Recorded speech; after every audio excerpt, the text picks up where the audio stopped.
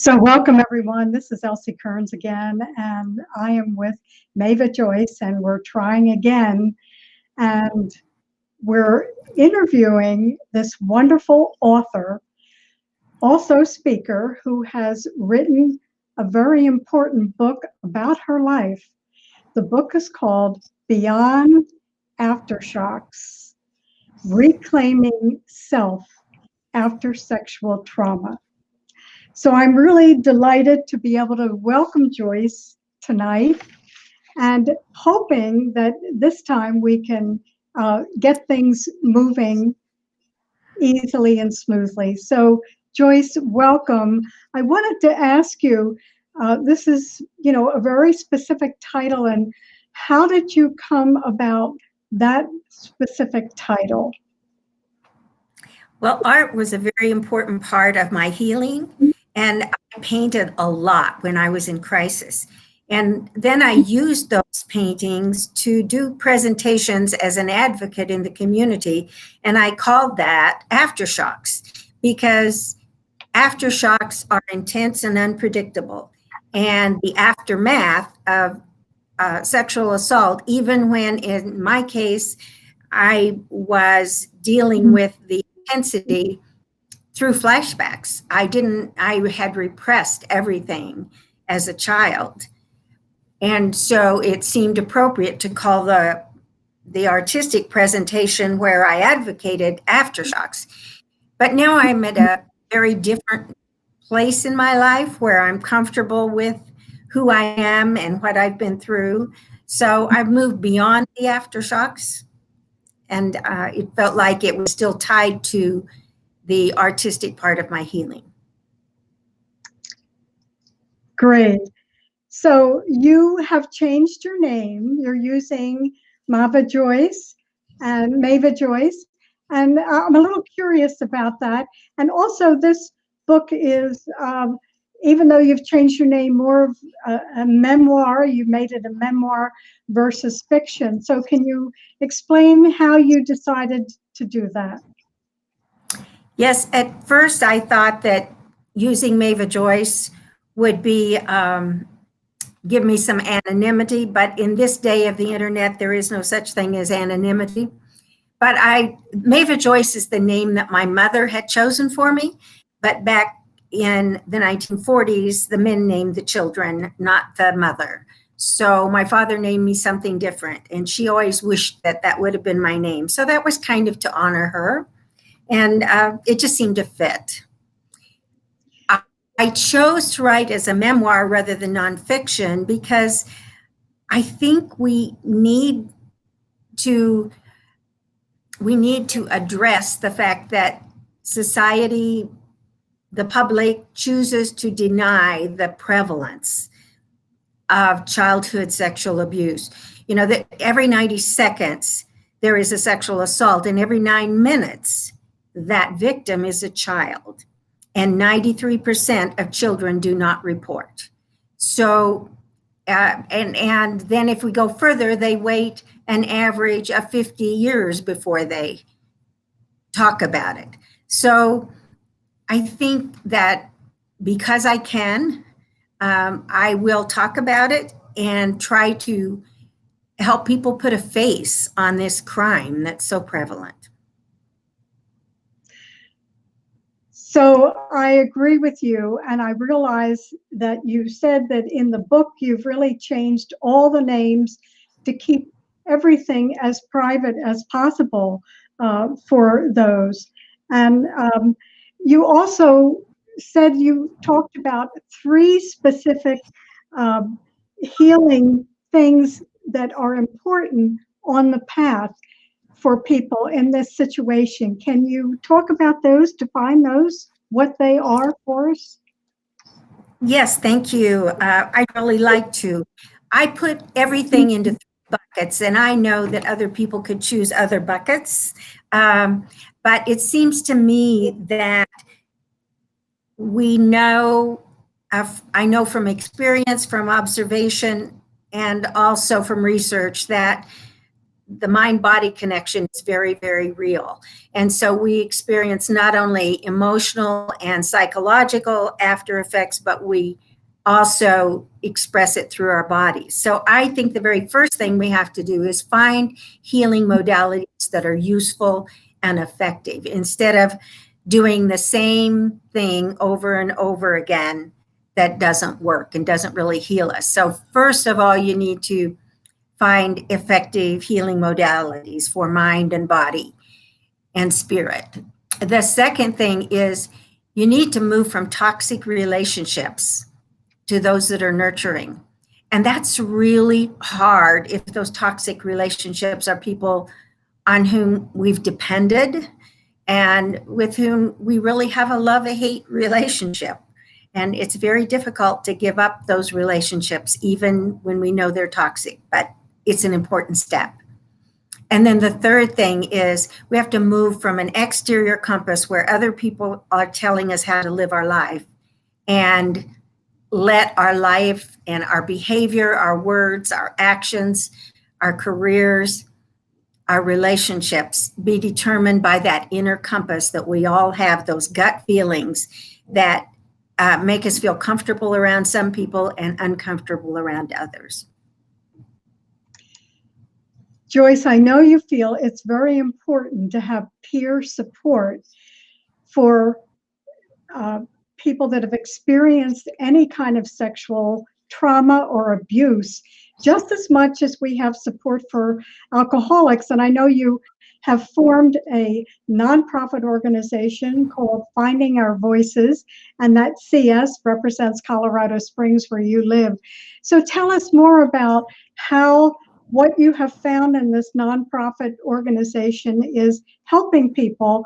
And I understand you mentioned earlier that there are people in other areas that would like to form similar nonprofit organizations. Thank you. What we find is that people come to Finding Our Voices art. We do weekly art, or we do monthly art workshops with survivors and their allies. And we invite allies to come because many times a survivor is so fearful that they've been isolating for weeks, months, or years. And so it's really important that we welcome the support people as well as the survivor. And when people first come to Finding Our Voices, they say, this is the only place I felt comfortable talking about my abuse or about how it has affected my present day life. It's the only place where I've been believed. It's the only place where you really get what I'm going through. The shame. I remember, and I wrote in my book about the depth of the shame is something that is indescribable.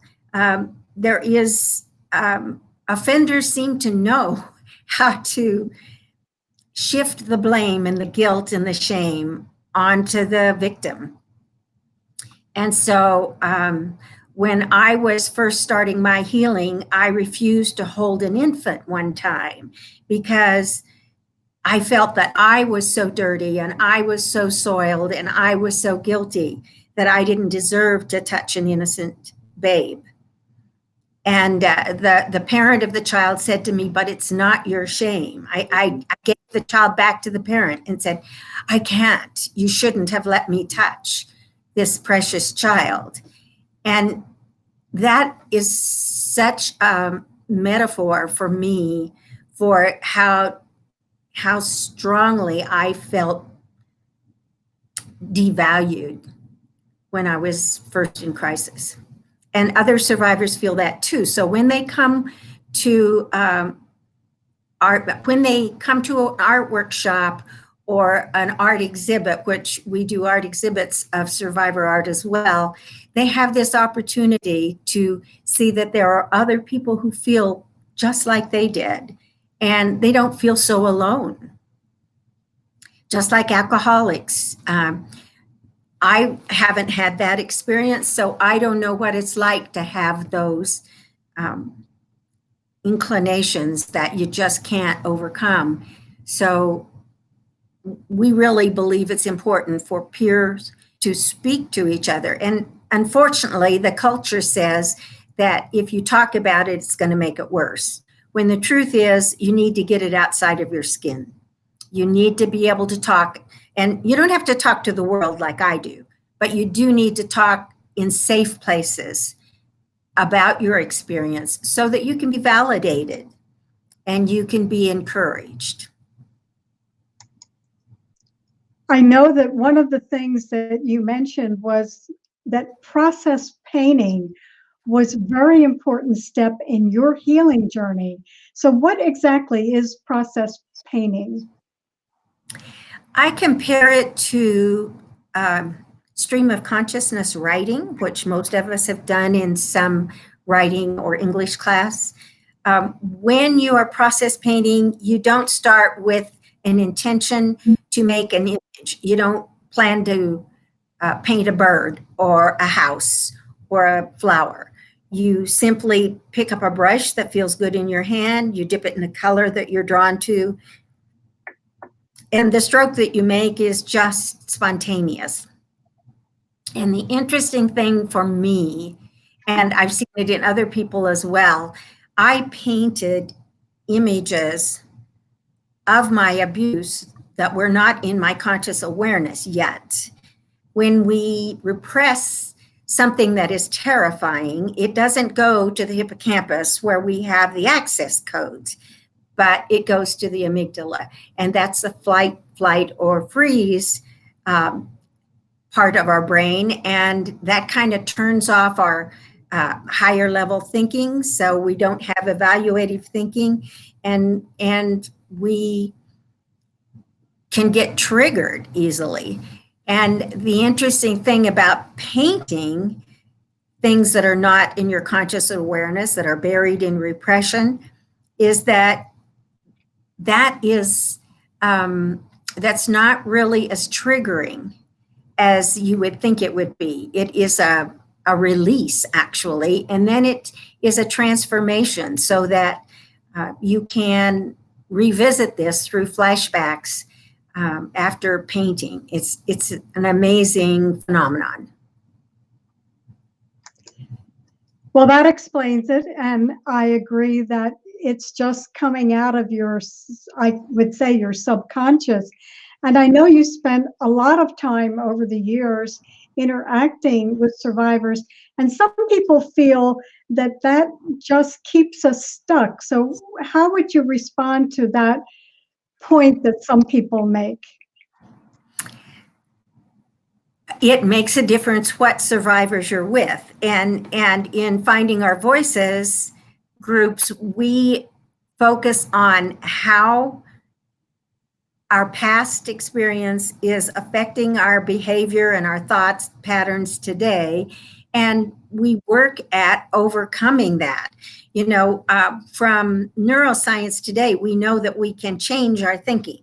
There was a time when we thought we were saddled with our genetics, that we were doomed if there was a certain disease in our family. And in most cases, we find that environmental influences have a big difference. And we also know that the thoughts that we are thinking have a great deal of effect on our physical symptoms. So by working with our thought patterns and seeing in others, in mentors, that others have been able to overcome their negative thinking about themselves, their sense of unworth and their sense of shame and their sense of self-judgment, survivors can begin to make progress. So if you are with a survivor who is just ruminating in the abuse, yes, that could be difficult and could make it harder to rise above it and to recover your sense of self. But if you're in a group that is encouraging you to grow and become all that you were meant to be, all that you were born with, I think we're all born with a worthiness, and it's just robbed from us when we're overpowered, especially with intimate violation. That's about as close as you can get to violating the soul. So it takes determination and focus and support to be able to say, I will overcome this and thrive. Joyce, I know that you're using the term the recovery of the true self.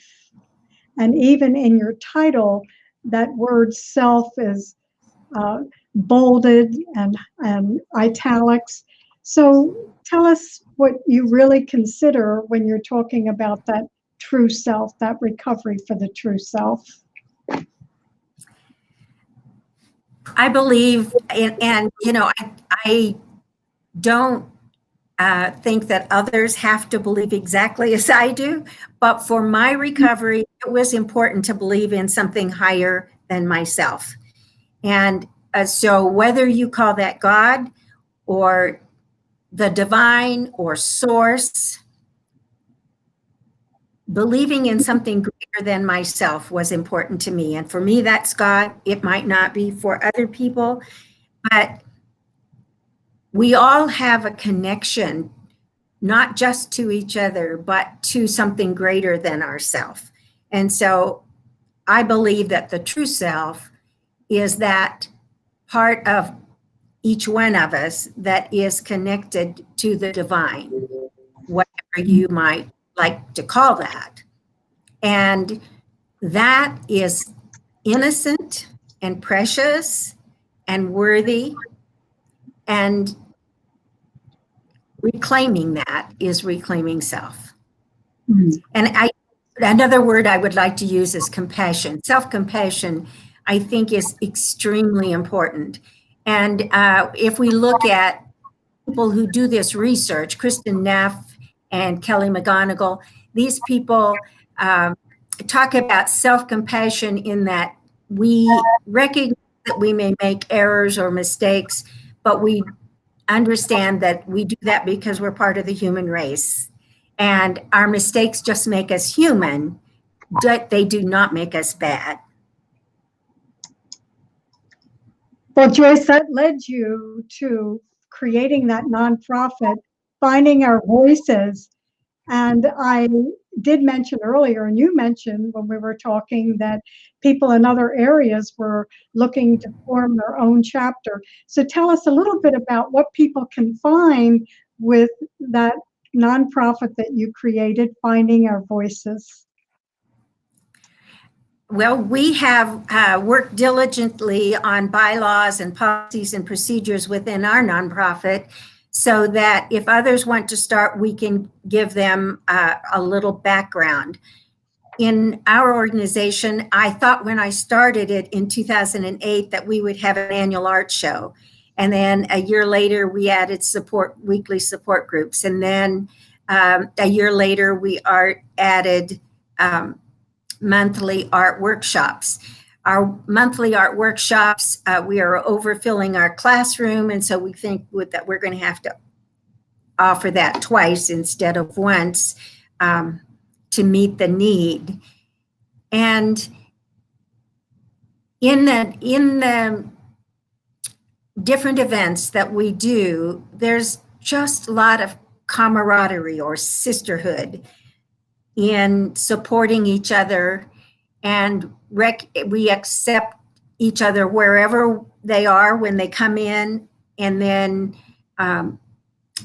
share how we can grow stronger through being kind to ourselves. I think it's for people who have been abused, and this is true of those who've been through domestic violence and physical abuse as well, that just being compassionate and giving ourselves the time and space we need to heal is really important. So that's what we're trying to provide through the art workshops. Well, you also expressed the fact that you felt that body work any kind of healing work was especially beneficial for survivors. And I know that you certainly had some of that yourself, but tell us a little bit about why that has been so helpful for people that are surviving sexual abuse. What we know now, and 20 years ago, when somebody told me every cell in our body has memory, I thought they were stretching things a little. But now we know that's very true. All of our cells do have memory, and body work can help those memories move out. Now, that might be energy work like you are doing, and energy work is becoming more and more discussed in the public sector. And we used to think it was foo-foo and didn't mean anything. Just like I had someone in my experience who talked about psychobabble every time I would try to talk about the Stockholm syndrome or different psychological phenomenon.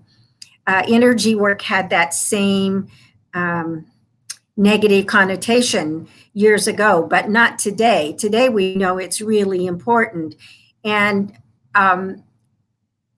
actual body work where the body is touched, like rolfing and massage and chiropractic and acupuncture, all of those kinds of things help us to get the trauma out of our body. It's not only in our mind, but it's in every cell of our body. For instance, during one of my assaults, my left foot was twisted out, held down, restrained, and twisted out. And I walked with a cane for more than a year. And then once I had the flashback to that assault where the restraint was putting torque and twisting on my hip, I didn't ever have to have that limp again. My left leg then became dependable, and I could walk on it without a cane. And that's just a strange thing to people who haven't experienced it. But I can tell you from my own life that there are certain smells that to this day still bother me. After working on recovery for so many years, I can tolerate them to a small degree, but not like a normal person. I'm very sensitive to loud noises. I'm sensitive to the smell of chlorine, the smell of Camel cigarettes. I can't even think, what is the shaving lotion? The old-fashioned shaving lotion. I mean, there are some things. Old Spice. Yes, you do. Exactly what I was talking about.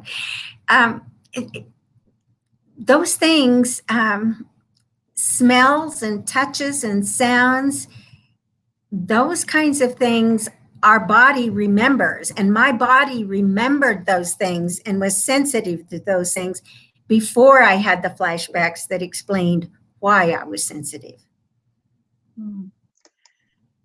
Now, Joyce, one of the chapters in your book is Who Are We? And you actually did a chapter and a portrait of the offenders. So what brought that about? Well, I was thinking about accountability. I think I need to be accountable for the fact that I was an imperfect mother, like all of us are. But of course, I know my imperfections. I mean, I feel them. And I think that although I can forgive, I think that we need to understand that forgiveness doesn't say the unjust behavior, the abusive behavior was okay. So I named the offenses, and I also named the good things. I think the complexity of abuse within the family needs to be brought out, needs to be named. And the complexity is that these people I love and fear at the same time that they had strengths and they had weaknesses. So that's how I tried to hold them accountable, by pointing out not only the injustice that they did to me, but also that there were things about them to love. And that's the complexity of being abused within the family or by someone you love. Yeah. So, today with the upsurge of these movements on Me Too and Time's Up, do you think that will help victims come out and be more easily able to share their experience, or to get beyond the secrecy that they might have had to hold for many years? Well, let's hope.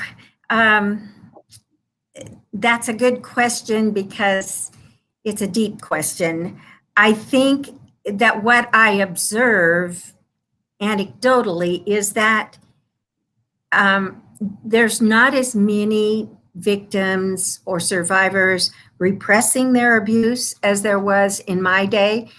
I think that they're more knowledgeable and they are more aware of it. However, there's still very small percentage that are actually coming out and confronting their offenders, seeking any kind of justice. And I think part of that is the criminal justice system. We spend billions on sexual assault within the governmental criminal justice system. And even though we spend billions, that is spent on the offenders and on the criminal justice system. It's not spent on mental or physical health care for the survivors. And I think that I'm curious about restorative justice because I think it has worked in many cases in other crimes. The fact that we spend more money on sexual abuse than we do on even murder, burglary, any of those crimes throughout the United States, we're spending less money than we do on sexual assault. I think that we need some other kind of system, and I'm not sure what it can be, but I hope that there are people working on it, because the people that I see, the survivors that I see who were abused within the family, the vast majority just want help with their expenses. They just want to be believed, and they don't report because they do not want to send a family member or someone they love and trust to prison. Mm-hmm. Now, there are who want to send to them prison, and I don't object to that. I also believe that if we could test all of the rape kits that are in storage, then we could catch the serial offenders, because serial offenders often have 200-300 victims. And those are the people that need to be incarcerated and separated from society. The people, the offenders who have 1 or 2 victims, I think that's a totally different story. And I don't think we have presently any system for dealing with different penalties or different consequences for the offenders on various ends of the spectrum. Well, I understand that from what you just said, how complicated this situation is for the survivors and how to hold people accountable. And I know that you welcome the opportunity to speak to groups about all of this. And in your book, you have detailed many aspects. You actually, say that that the choice to heal this situation is both a gift and a curse. In many ways, it is. It's a gift because, I mean, look at me. I was walking with a cane and had no hope of ever being healthy and full of vitality. And after I did my work, here I am, coming up on 80 and healthy as I can be and feeling many years younger than the calendar says. Okay, bring me back. Well, you said that working this whole experience and the choice actually to heal can be both a gift to you and a curse. Yeah. Yes, and I lost my train of thought on the gift and the curse. The gift is that at an advanced age, I never expected to live this long, and I am healthier than I've been than I was 30 years ago, far healthier. And the other gift is the beautiful relationships I've had with other survivors as a result of doing my own work and reaching out to others. The curse is it's painful. It's really painful to go through memories. And I have to say, I do not believe in taking pills or having shock treatments that make you forget. I would rather be whole. The steps of post-traumatic growth include recognizing the injustice, then sharing it, then finding the lessons learned, and then finding a new self, a new normal that includes both the person you were before you remembered the injustice and with incorporating the lessons you learned from facing it. So the growth that I've had is a real gift. The curse was the pain that it took to go through the healing and recovery process, and also the alienation from family, to be exiled from family. People who leave cults, who leave certain religious groups, have that experience of needing to find a new family. And in our group, we talk about chosen family as opposed to the birth family, because sometimes the birth family simply cannot accept the fact that we've chosen to face the reality of the abuse and to heal it. They would rather that we deny it. And if that's comfortable for them, that's their path. That was not my path. Well, let me ask you, Joyce, if a survivor has kept this secret for decades, what would be the first step for them? The first step is recognizing and admitting the abuse. I mean, in my book, I'm very clear that I wanted to doubt it. It would be much easier to doubt it than to accept it. And so I vacillated for months, first believing my flashbacks and then not believing them and trying to deny them. And it just didn't work for me to deny it. So admitting or getting past the denial and the secrecy, and then finding safety. I think the very first thing that loved ones and supporters can provide for survivors is safety. It may not be safe in many places for a survivor to speak out, but if they have one place where it's safe for them to talk about it, then that is like opening the door to recovery. And Joyce, I know that in your book, you also included the current brain and behavioral science research findings. So you were backing all this up again with what has been scientifically discovered and what behavioral situations have risen. So tell us a little bit more about that so people can understand that there's actually research behind this.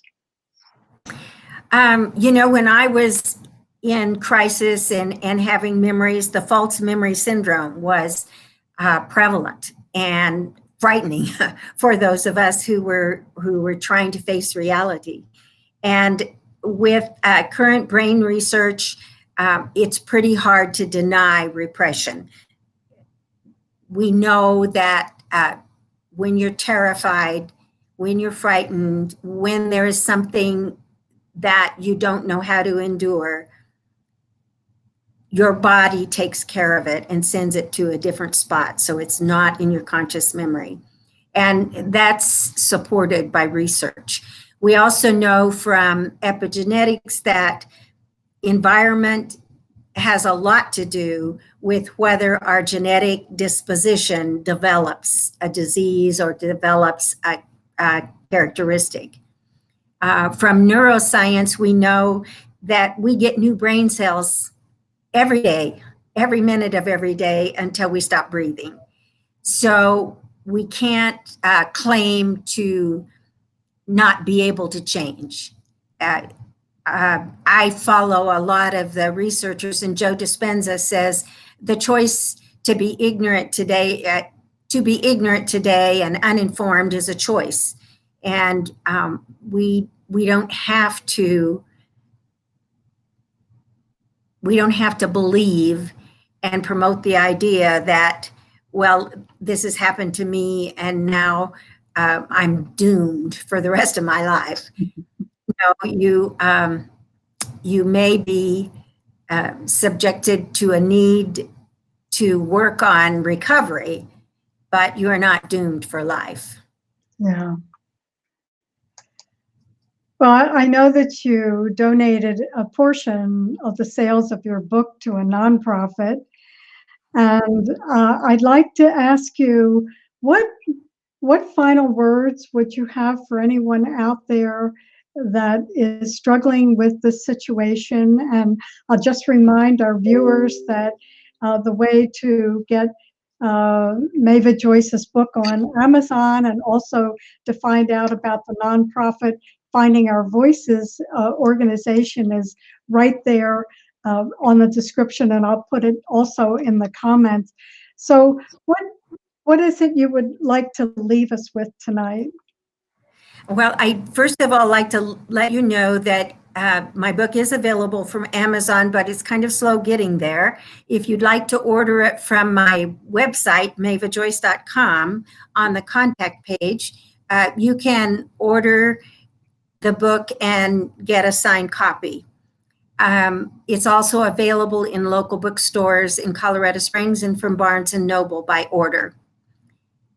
For Finding Our Voices, you can go to our website, findingourvoicescs.com, and you can go to my website, MavaJoyce.com, and download self-discovery checklists that may help you in understanding yourself if you are a survivor, or even if you just suspect that you might be. There are a series of 3 different self-discovery checklists available there. And there's also on my website media page where you can find out the places where I've spoken in the past 10 years. So we want to remind everyone that you can also invite MavaJoyce to come speak at your organization or your conference. And I want to wish you an early happy birthday. I know in just a couple of days, you're going to be 80 years old. That's fabulous. You certainly don't look it. I don't feel it. Yeah. Oh, so it was just great to have you with us from Colorado Springs tonight. And I want to thank everyone for joining us. And we'll have this up there for you to share with friends or anyone you think can benefit from this information, and very, very important topic that MavaJoyce has presented to us tonight. So again, the book is Beyond Aftershocks, Reclaiming Self After Sexual Trauma. And this is Else Kerns, your Chaos to Clarity coach. And thanks for joining us and being patient with our initial glitch, but we got it together. So thanks, everyone. We're happy that you joined us, and we wish you a good evening.